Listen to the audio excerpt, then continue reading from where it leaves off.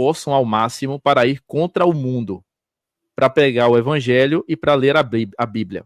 Entretanto, são contra as doutrinas corretas. Você acha que é digno de lago de fogo? Rapaz, ficou um pouco... Essas pessoas... Que doutrina seria essa, né? Se esforçam ao máximo para ir contra o mundo, para pegar o evangelho e para ler a Bíblia. Entretanto, são contra as doutrinas corretas. Isso é uma linha muito tênue, depende da doutrina. Depende da doutrina. Vai depender da doutrina. Por exemplo, uma pessoa que simplesmente acredita em tormento eterno ou trindade, mas ela é uma pessoa que dá bom fruto, que ela... Porque assim, pessoal, aí a gente já vai entrar em assuntos extremamente complexos aqui. Trindade e tormento eterno. Cara, biblicamente, tá, a gente não encontra base suficiente para sustentar isso aí. Inclusive, o contrário. O Messias falou que o Pai é maior, enfim, muito texto.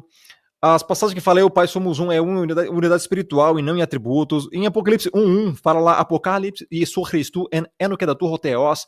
Ou seja, lá fala que a revelação do Messias, a qual o Criador lhe deu. Ou seja, o Criador deu a revelação ao Messias. Por que o Messias já não teve a revelação do Apocalipse? O Pai teve que dar a ele. Existem muitas passagens que o Messias ora ao Pai, pedindo, se é possível, afasta de mim esse cálice. Ou seja, nós vemos ali dois seres completamente distintos, inclusive em Apocalipse 1 temos a descrição do Messias com olhos como chama, com os pés como latão reluzente ou bronze, a vestimenta, o cálice, totalmente diferente de Apocalipse capítulo 4, que fala a descrição do Pai, que o único versículo que João pega e fala na revelação é: aquele que está sentado no trono é semelhante a pedra tal e pedra tal, acabou. Ou seja, enquanto ele consegue dar o detalhe em Apocalipse 1 em diante sobre o Messias, não consegue dar os detalhes do Criador em Apocalipse 4, do Altíssimo, do Pai. Então, pessoas que, por exemplo, creem em Trindade e tormento eterno é outra equívoco doutrinário, biblicamente ele não tem sustentação.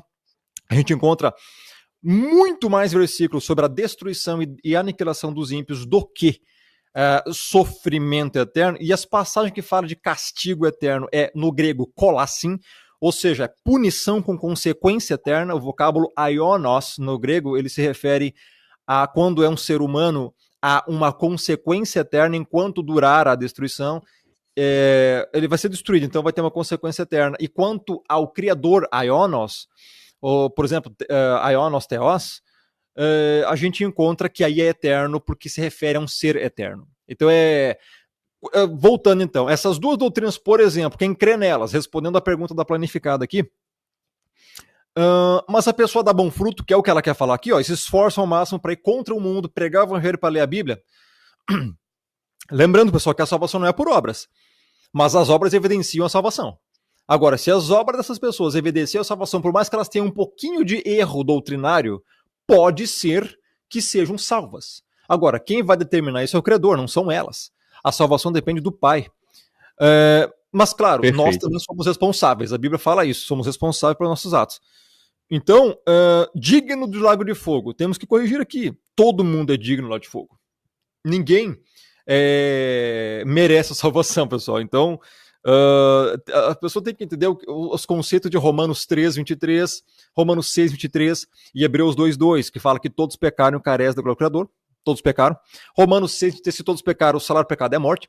E Hebreus 2:2 vai dizer que toda transgressão e desobediência merece justo castigo. Então é justo a condenação, não é injusto. Então todo mundo merece o lago de fogo. Estamos aqui, vivos ainda, por misericórdia. Lamentações 3:22. As misericórdias do Senhor são a causa de nós não sermos consumidos. Então, as pessoas têm que ter os atributos do Pai primeiro, para depois entender a condição do ser humano e aí entender essas realidades. Então, pessoas que se esforçam ao máximo para ir contra o mundo, para pregar o evangelho e para ler a Bíblia. Eu sei, ela está tentando dizer aqui, né, que pessoas que se esforçam para dar boas obras, é uma coisa boa. Sim. Mas lembrando, pessoal, que as boas obras não salvam. As boas obras são a evidência da salvação. Significa que você já foi salvo. É diferente, tá? Eu estou explicando isso no meu canal lá. Então, agora, depende. São contra outras doutrinas corretas? Ela falou ali. Depende. Aí vai depender muito de qual doutrina é. Né? É isso que eu queria falar. Se a planificada puder